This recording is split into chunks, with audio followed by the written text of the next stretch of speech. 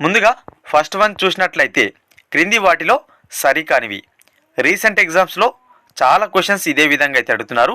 Group 2 కోసం ప్రత్యేకించి ఇటువంటి క్వశ్చన్స్ నేను ప్రిపేర్ చేసి మీ ముందుకు తీసుకొస్తున్నాను. కాబట్టి తప్పకుండా వీడియోని లైక్ చేయండి. వీడియోను లైక్ చేయడం ద్వారా చాలామందికి మన వీడియో రీచ్ అయ్యే అవకాశం ఉంటుంది. అదేవిధంగా నాకు సపోర్ట్ చేసినట్టు ఉంటుంది. మరిన్ని వీడియోస్ నేను తీసుకురావడానికి అవకాశం ఉంటుంది. కాబట్టి తప్పకుండా లైక్ చేయండి. ఓకే ఫ్రెండ్స్, ముందుగా ఆప్షన్ ఏ చూసినట్లయితే 1,00,000 కోట్లు దాటిన తొలి ప్రణాళిక 5వ ప్రణాళిక అంటున్నారు. ఆప్షన్ బికి వెళ్ళినట్లయితే నిరుద్యోగ నిర్మూలన ప్రణాళికని 6వ పంచవర్ష ప్రణాళికను పిలుస్తారు. సో ఆప్షన్ ఏలో చూసుకున్నట్టయితే 1,00,000 కోట్లు దాటిన తొలి ప్రణాళిక 5వ ప్రణాళిక కాదు. 6వ ప్రణాళిక 1,00,000 కోట్లు దాటిన తొలి పంచవర్ష ప్రణాళికకు ఉంది. ఇక్కడ 5వది అన్నారు కాబట్టి ఆప్షన్ ఏ రాంగ్ అవుతుంది. నెక్స్ట్ ఆప్షన్ బికి వెళ్ళినట్లయితే నిరుద్యోగ నిర్మూలన ప్రణాళికని 6వ ప్రణాళికను పిలుస్తారు. ఎస్, రైటే. సో 6వ ప్రణాళికకు మరొక పేరేంటి? నిరుద్యోగ నిర్మూలన ప్రణాళిక అని పేరుంది. ఇక్కడ మనకు క్రింది వాటిలో సరికానివి అడిగారు. అంటే ఏ తప్పు ఉంది? ఏ తప్పు ఎన్నో ఆప్షన్లు ఉంది? ఫస్ట్ ఆప్షన్ ఉంది. కాబట్టి ఆప్షన్ 1 రైట్ ఆన్సర్. చాలా క్లియర్గా, చాలా ఓపికగా క్వశ్చన్ చదివి ఆన్సర్ చేయండి. ఓకే ఫ్రెండ్స్, సరికానివి అడుగుతున్నారు, సరైనవి అడుగుతున్నారు. ఓకేనా, జతపరిచి కూడా మనకు సరైన జత లేని కూడా అడుగుతున్నారు. కాబట్టి జాగ్రత్తగా చదివి ఆన్సర్ అయితే చేయండి. ఓకేనా, నెక్స్ట్ వన్ వెళ్దాం. పేదరికం పైన ప్రత్యక్షంగా దాడి చేసిన ప్రణాళికని ఏ ప్రణాళికను పిలుస్తారు? ఆప్షన్ 1 5వ ప్రణాళిక, ఆప్షన్ 2 6వ ప్రణాళిక, ఆప్షన్ 3 7వ ప్రణాళిక, ఆప్షన్ 4 8వ ప్రణాళిక. సో మనకు పేదరికం పైన ప్రత్యక్షంగా దాడి చేసిన ప్రణాళికగా పిలువబడుతున్న పంచవర్ష ప్రణాళిక ఏదంటే 6వ పంచవర్ష ప్రణాళిక. చాలా చాలా ఇంపార్టెంట్ బిట్. ఓకేనా, పేదరికం పైన ప్రత్యక్షంగా దాడి చేసిన ప్రణాళికగా ఈ 6వ పంచవర్ష ప్రణాళికకైతే పేరుంది. చాలా ఇంపార్టెంట్ క్వశ్చన్. ఓకేనా, ఆప్షన్ 2 రైట్ ఆన్సర్. ఏ కమిటీ సిఫారసుల మేరకు నాబార్డ్ను ఏర్పాటు చేశారు? నాబార్డ్ ఉంది కదా, నాబార్డ్ అనేది ఏ కమిటీ సిఫారసుల ఆధారంగా ఏర్పడింది అంటున్నారు. Option 1 Tiwari committee, option 2 Sivaraman committee, option 3 Chandrasekhar committee, option 4 PC Nidhi committee. So ఈ నాబార్డ్ అనేది ఎప్పుడు ఏర్పడింది? 1982 ఏర్పాటైంది. 1982లో ఏర్పాటు అవడం జరిగింది. ఎన్నో పంచవర్ష ప్రణాళిక కాలం? 6వది. 6వ పంచవర్ష ప్రణాళిక కాలంలో నాబార్డ్ ఏర్పాటైంది. ఎప్పుడు? 1982లో.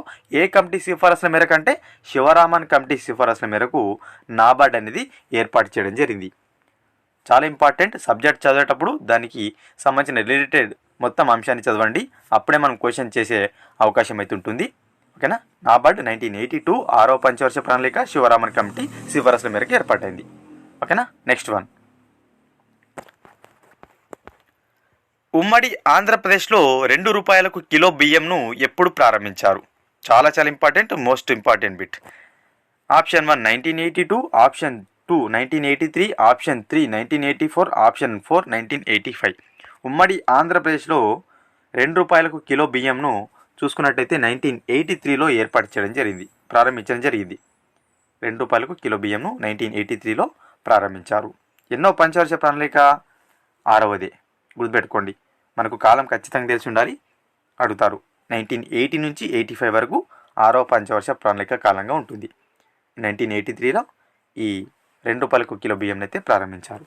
ఓకేనా, next one. National literacy mission అనేది ఎన్నో పంచవర్ష ప్రణాళిక కాలంలో ప్రారంభించారు? NLM అంటాం దీన్ని, నేషనల్ లిటరసీ మిషన్.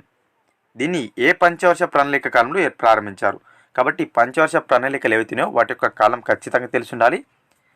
పథకాలు ప్రారంభించిన ఇయర్స్ తెలుసుంటే మనకు ఏ పంచవర్ష ప్రణాళిక కాలం అనేది ఈజీగా తెలిసి ఉంటుంది. సో చూద్దాం. ఆప్షన్ 1 5వ పంచవర్ష, ఆప్షన్ 2 6వ పంచవర్ష, ఆప్షన్ 3 7వ పంచవర్ష ప్రణాళిక, ఆప్షన్ 4 8వ పంచవర్ష ప్రణాళిక కాలం. నేషనల్ లిటరసీ మిషన్ అనేది ఫస్ట్ మనకు ప్రారంభించిన ఇయర్ తెలిసినట్లయితే ఆన్సర్ తెలిసిపోతుంది. 1988. 1988లో ఈ NLMను ప్రారంభించారు. సో 1988 అనేది ఎన్నో పంచవర్ష ప్రణాళిక కిందికి వస్తుంది? 7వ. ఎందుకంటే 85 నుంచి 90 మధ్యన 7వ పంచవర్ష ప్రణాళిక కాలం ఉంటుంది. కాబట్టి 7వ పంచవర్ష ప్రణాళికలో ఇది ప్రారంభించారని గుర్తుపెట్టుకోవచ్చు. National literacy mission 1988. Option 3 right answer. Next one. క్రింది వాటిలో సరికానివి. ఆప్షన్ ఏ ఏకగవాక్ష పద్ధతి 1989లో ప్రారంభమైంది. ఓకేనా, ఏకగవాక్ష పద్ధతి అంటాం, సింగిల్ విండో సిస్టమ్ అంటాం దీన్ని. ఓకేనా. ఆప్షన్ బి చూసుకున్నట్టయితే మొదటగా ఆంధ్రప్రదేశ్లో దీనిని ప్రారంభించారంటున్నారు. ఏ తప్పు, బి తప్పు, ఏబి తప్పు, ఏబి సరైంది. సో ఏకగవాక్ష పద్ధతి అనేది మనకు 1989లో కాదు, 87లో ప్రారంభించారు. 87లో ప్రారంభించారు కాబట్టి ఏ తప్పు అవుతుంది. అదేవిధంగా మొదటగా ఆంధ్రప్రదేశ్లో ప్రారంభమైంది. ఎస్ రైట్, ఇది బి అనేది రైట్. ఈ ఏకగవాక్ష పద్ధతి మొదటగా ఆంధ్రప్రదేశ్ రాష్ట్రంలో ఏర్పడడం జరిగింది 1987లో. ఇక్కడ 89 ఇచ్చారు కాబట్టి ఏ తప్పు. క్రింది వాటిలో సరికానివి అడిగారు. ఏ తప్పు ఎక్కడ ఉంది? ఆప్షన్ 1లో ఉంది కాబట్టి ఆప్షన్ 1 రైట్ ఆన్సర్. ఓకేనా. నెక్స్ట్ వన్,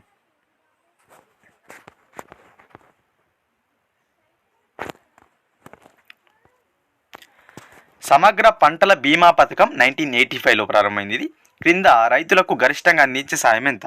సో మనకు రైతులు పండించే పంటకు ఏదైనా ప్రకృతి వైపరీత్యం సంభవిస్తే పంట నష్టపోతే నష్టపోయిన పంటకు ఎకరానికి డబ్బు అయితే అందించే పథకం అన్నమాట ఇది. సో ఎన్ని వేలు ఇచ్చేవారని అడుగుతున్నారు. Option 1 5,000, option 2 10,000, option 3 15,000, option 4 20,000. CCIS comprehensive crop insurance scheme అనేది మనకు 1985లో ప్రారంభమైంది. ఓకేనా, 7వ పంచవర్ష ప్రణాళిక కాలంలో.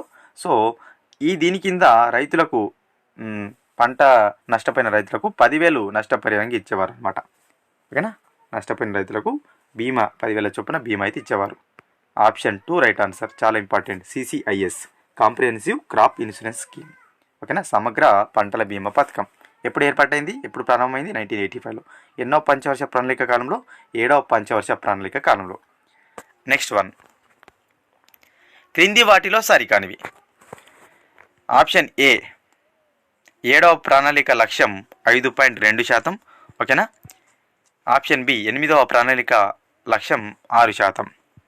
సో అన్ని ఇటువంటి క్వశ్చన్స్ ఎందుకు ఇస్తలేనంటే మనం కొంచెం ఇబ్బంది ఉంటుందని కొన్ని క్వశ్చన్స్ డైరెక్ట్ క్వశ్చన్ ఆన్సర్స్, కొన్ని ఇటువంటి క్వశ్చన్స్ అయితే నేను తీసుకొస్తున్నాను. ఓకేనా, గమనించగలరు. ఆప్షన్ ఏ 7వ ప్రణాళిక ఏదైతుందో పంచవర్ష ప్రణాళిక లక్ష్యం అనేది 5.2% కాదు, రాంగ్. 8వ పంచవర్ష ప్రణాళిక ఏదైతుందో దీని లక్ష్యం 6% అని అంటున్నారు. సో ఇది కూడా మనకు రాంగ్ అన్నమాట. ఓకేనా. సో ఎంత అనుకున్నారు యాక్చువల్గా? దీనిది మనకు 5% అనుకున్నారు. 7వ ప్రణాళికది 5% అనుకున్నారు. 8వది 5.6% అనుకున్నారు. లక్ష్యం ఇంత లక్ష్యంగా పెట్టుకున్నారు. ఇక్కడ రాంగ్, రెండు కూడా రాంగ్. ఏబి తప్పు. ఏబి తప్పు ఎక్కడుంది? ఆప్షన్ 3లో ఉంది. సో ఈ విధంగా క్వశ్చన్స్ ఉంటాయి. ఓకేనా. సేబీని ఎప్పుడు జాతీయం చేశారు? సేబీ ఉంది కదా, securities and exchange board of India. దీనిని ఎప్పుడు జాతీయం చేశారంటున్నారు. ఏర్పాటు చేసింది అడగలేరు. క్వశ్చన్ జాగ్రత్తగా వినండి. ఎప్పుడు జాతీయం చేశారు? Option 1 1988, option 2 1989, option 3 1990, option 4 1992. సేబీ అనేది 1988న ఏర్పాటైంది. 1988న ఏర్పాటైంది.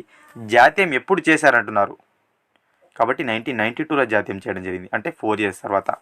88లో ఏర్పాటైతే 92లో సేబీని జాతీయం చేయడం జరిగింది. ఏ కమిటీ సిఫారసుల మేరకు సేబీని ఏర్పాటు చేశారు? మరి షేర్వానీ కమిటీ సూచనల మేరకు సేబీ ఏర్పాటైంది. ఓకేనా, షేర్వానీ కమిటీ చాలా చాలా important. Securities and exchange board of India. Option 4 right answer. ఓకేనా. Next one and last one, డ్వాక్రా పథకంకు ప్రారంభంలో యూనిసెఫ్ ఎంత శాతం నిధులను ఇచ్చింది? సో మనకు డ్వాక్రా అనే పథకం ఏదైతుందో దీనికి ప్రారంభంలో యూనిసెఫ్ కొన్ని నిధులను అయితే కేటాయించడం జరిగింది, అందించడం జరిగింది. ఎంత శాతం అంటున్నారు? Option 1 10%, option 2 20%, option 3 30%, option 4 40%. డ్వాక్రా పథకం ఏదైతుందో దీనికి ప్రారంభంలో యూనిసెఫ్ 20% నిధులను కేటాయించింది. మిగిలిన నిధులను కేంద్ర రాష్ట్ర ప్రభుత్వాలు భరించాయి. Option 2 right answer. ఓకేనా. ఇవి ఈ వీడియోలో భాగంగా ఇంపార్టెంట్ బిట్స్. ప్రీవియస్ వీడియోస్ అంటే ప్రీవియస్ పార్ట్స్ సంబంధించిన వీడియోస్ చూడనట్లయితే తప్పకుండా చూడండి. చాలా యూస్ఫుల్ బిట్స్ అయితే మనం తీసుకొస్తున్నాం. యూనిక్ క్వశ్చన్స్ ఉంటాయి, మీరు గమనించవచ్చు. మన వీడియోలో యూనిక్ క్వశ్చన్స్ ఉంటాయి.